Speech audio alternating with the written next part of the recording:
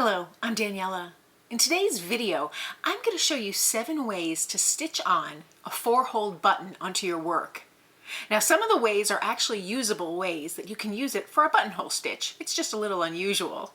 And then there are some other methods that are purely aesthetic. They're excellent to use in your slow stitching. It adds something of interest and something unexpected to your work. And it's just a fun little way to add a 4-hole button. I also have a video showing different ways to add a 2-hole button, and I'll link that below as well. So let's get started. So here's my little swatch. I've already just lightly attached all the buttons to it. That way I can just show you the techniques, the 7 techniques.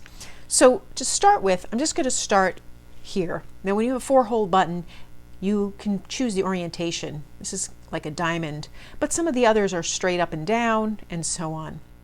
So the basic button, particularly for decorative, is just your classic traditional button. You stitch up from the center, this is if it's a diamond shape, and you just make a little X. So I stitch up and down, and then I come back in through the other hole and make an X. And you can do this as many times as you want. You can use additional threads, or you can just use that one thread. I'm going to do it twice each time. I just like the way that looks. It really fills out those holes, and it gives a secure hold for the button.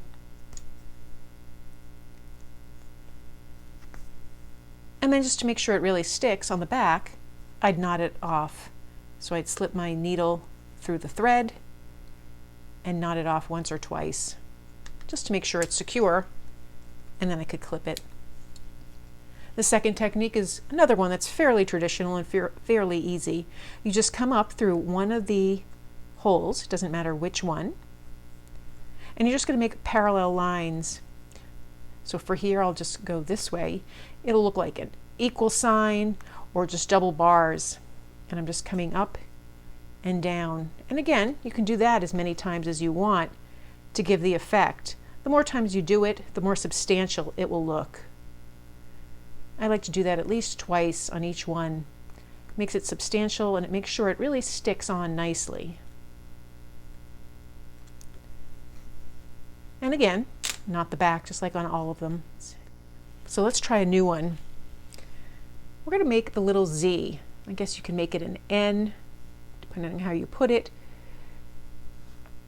So for this one, it doesn't matter where you start, at the top or the bottom. I'm going to start at the top though. I'm going to come in here from the left-hand side and go across and stitch down. And then I'm going to come up from the bottom, diagonally across,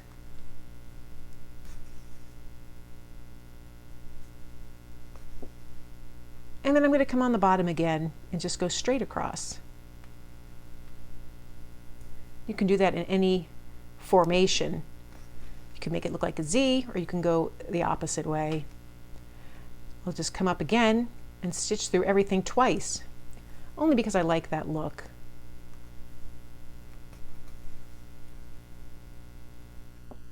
And once again, I'll knot my thread on the back. Now for our next technique, we're going to make a little flower. It's kind of a fun technique, and you could vary the colors of embroidery floss just as easily. For this one, I stitched my button straight up and down. So I'm going to want to make sure that it's in a different formation. So I'm going to skip right to the end here just to show that formation. I'm going to come up here at the left-hand side at 9 o'clock and stitch through that hole, and then stitch down to the 6 o'clock. Then I'm going to come up here at the 3 o'clock and stitch down here to the 6 o'clock. And then I'll go up here to the 12 o'clock and stitch down at the 6 o'clock. And you can see how it looks like a little flower. Again, depending on the colors you're using, you can get a different effect. And once again, I'll go through all the holes twice, just to make it really substantial and stand out. Now for the next technique, we're just going to go through 4 pieces, but we're going to go from the inside out. It doesn't matter the orientation, but you can certainly make the orientation whatever you'd like. So I'm going to stitch up here on the left from the top hole and stitch it out. And then I'm going to come over here on the right, just going clockwise, and stitch it out, completely perpendicular. Come down over here, stitch it straight down, and then I'll come up to the last hole and stitch it across. And you can use as many threads as you'd like, as often as you'd like on that. And then when you're done, you just stitch the back. So the next one is very interesting. You're making little triangles from each of the holes. So again, I'm going to start up here on the left-hand side, and I want to stitch twice going to the outside. So I'm going to stitch out and down and come back up through that hole and stitch another stitch.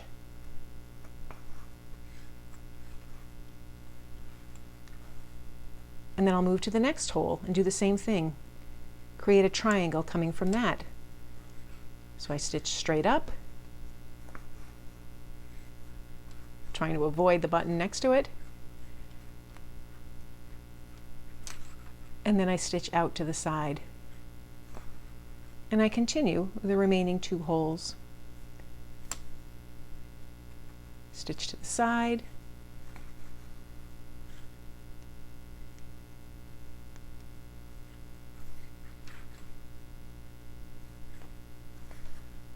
and the last one.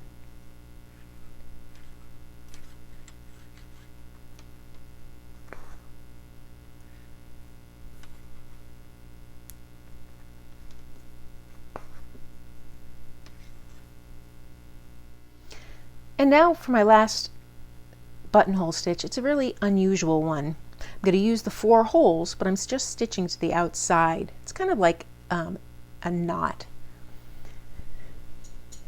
So for this one, I'm going to start at the bottom left-hand hole, and I'm going to come up across just to maybe the 1 o'clock spot or so. And then I'm going to come at the bottom hole on the other side and stitch to the 11 o'clock. And then I'm going to come in from the top hole on the left-hand side, and I'll stitch to the 5 o'clock. And I'll come up to the top hole here on the right-hand side,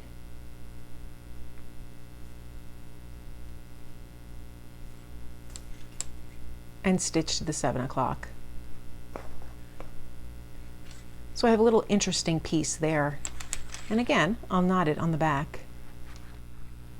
So there are all these variations that you can use when stitching a button to your work, particularly as an aesthetic element.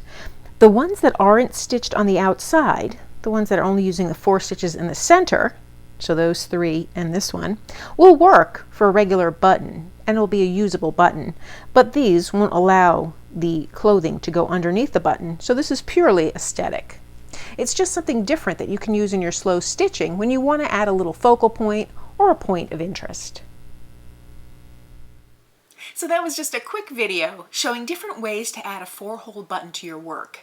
You might know additional methods or even come up with ones on your own. If you found this video helpful, please give it a thumbs up and be sure to subscribe. And please consider becoming a member of my channel. Thanks for joining me today.